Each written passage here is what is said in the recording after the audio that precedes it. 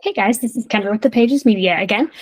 Today we are going to do another UX teardown of a Shopify store called Create Gummies. So they sell creatine gummies, just a one product store. So far, that's all they sell.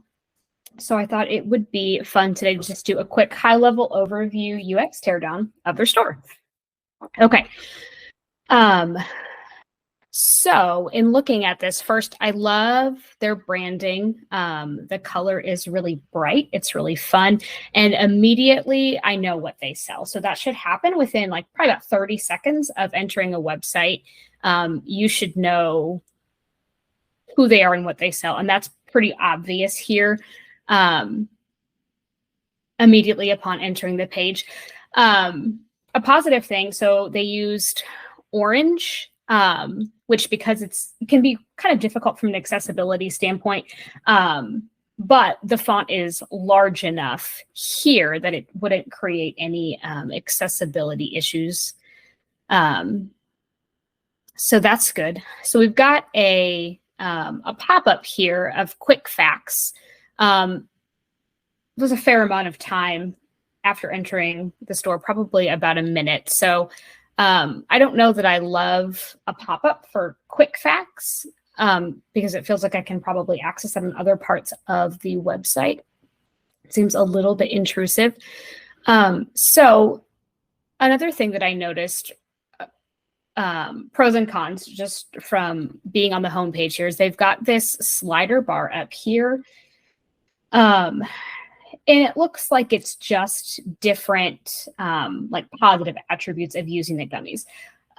It's moving pretty quickly, like it's a little bit hard to read. And I would caution against anything that like is a continual slider because it can just be pretty jarring for people, especially if it happens like right upon entering the site. And especially if it moves quickly, it can be hard for people to track and read. It's very distracting. One of the things that I really like that they have here is this free shipping on subscriptions and orders over $100. So the reason that this is important is that people will often abandon their shopping cart. So that means that they'll just like leave stuff in there and abandon the purchase. A lot of times because they don't have a lot of information about shipping right away. And so they'll get far enough into the process, see the shipping, and then abandon the cart. So it would be helpful if there was more information about shipping that was maybe under $100. And so that might happen in the cart, and we'll check that out later. So we're just going to scroll down here. Everything is really clean. Like the photography is really good. These cards are really clear. And here's what I like about this, because product differentiations can actually be really hard for people. Like if they're just slightly different, that can be kind of difficult for a consumer to discern. But these are really clearly stated. Like it's all the same product, but it's very clear. I can very quickly tell this comes in 90, this is 270, this is subscribe and save. So that's really good because it takes a lot of the guesswork out for people. Okay, so here we have some reviews. And okay, so again, the slider, that actually, when it moves really, really quickly, which is very, very jarring. But also, I wouldn't even have enough time to read these reviews before it slid over. So I wouldn't do an automatic slider. And I also would, if you're going to keep it, definitely let there be more time before it moves. A little bit of information. Okay, and so this is kind of the same stuff that popped up for us initially upon the site. Information about their subscribe and save, frequently asked questions. So I want to stop here and point out some positive things. One, they have FAQs, which is great. And then two, that they're written in the voice of the consumer. So we always want the FAQs to be from a customer's perspective, because if I were contacting them, I would say, when will I see results, right? And so speaking to it from my perspective is perfect. We have some reviews here. Okay, so this is another really positive thing. So when we look at the research for posting reviews, this is it. This is what we want it to look like. So we want there to be this layout with the ability to be able to filter through specific star reviews. So a lot of times businesses have the tendency to just like post all 5 stars or eliminate the ability to be able to see lower ratings. And that promotes a lot of distrust with a consumer. And a lot of times it makes your reviews read as fake also. Like it's unlikely that your product has all 5-star reviews because you're not going to be able to please everybody. And so the ability to be able to like sort through these is a really, really positive thing. Okay, so let's go up and let's do, okay, so we've got shop and we've got merch here. All right, so let's go. Oh, that got in the way. All right, let's go to shop. Okay, so here we have, again, this is just one product and I guess a couple of pieces of merch, but they just sell the creatine gummies.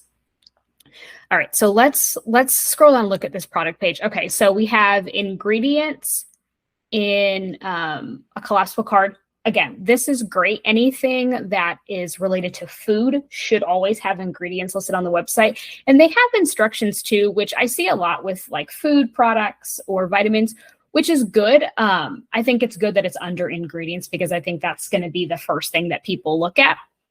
And they've got some trust badges here. So again, this actually looks like, so this is basically the homepage just duplicated for this. So I don't know. I think it would probably fare better to just have the product itself and then the reviews. I don't think that having all of the same information on the product page is necessary. But let's add it to a cart. So let's do, okay, let's do 1 month. Let's do a one-time purchase just to see what that looks like. Okay, call to action button, really prominent. So that's good. I would wonder about the size of this white text on the orange button. So again, we want to ensure that everything is accessible. And depending on the font size, someone with a visual impairment might not necessarily be able to read that. All right, so let's add it to the cart. Let's see what happens. All right. Ooh, okay. So we have a pop-up and a slide-out cart that happens at the same time, which is a little bit overwhelming. Let's just look and see if these are the same. So they are. So I guess I would probably choose one over the other. We've got a lot happening here. So I think I would just go ahead and pick either like the pop-up or on the slide. I don't really think that you need both. So let's go ahead and say, all right, let's switch to a subscribe and save. Let's add that to the cart and see what it does. Okay, so it automatically updates that, that's really cool because you do get a discount. And that is, that's a bonus. And there's also a suggestion here to upgrade to the 270 count, so an upsell. So they've got something here too. It's like a VIP protection if the items are lost and stolen. So that's automatically on, which means it's going to add itself to the purchase. And I would say I don't know that should be on. I wouldn't want somebody to miss that and then that get added without them recognizing that. So you can see up here too that free shipping has been met. Now I would be interested to see, let's go ahead and take that out and then we're going to add it again and we are going to not do subscription. And I want to see, okay, so this right here is really good. So this is helpful for people because it shows them at least like how far they are to free shipping. Again, ideally we have some more information about what that's going to cost. Because that's going to be less likely for them to abandon the cart if they know. Oh, okay. So then they have a 30% off for military, and they do have a verify with ID.me, which is pretty cool. Okay, let's take it to the checkout. Okay, so we've got different icons to pay. That's really cool. Still an option here to add the higher count. So again, so shipping, calculated next step. So this is kind of what we're talking about. This is a lot of times what will lead people to abandon the cart. So they'll have to go through and they have to give all of their information before they know how much shipping is going to cost. And sometimes it is necessary depending on the product and how it ships. But sometimes companies offer like a flat rate shipping fee. And if you have that, it's best to just be upfront about what that looks like. That way people don't get far enough into the process and then decide like, I don't want to pay like, $15 to ship these $60 gummies or whatever. Okay, let's look at the About Us section.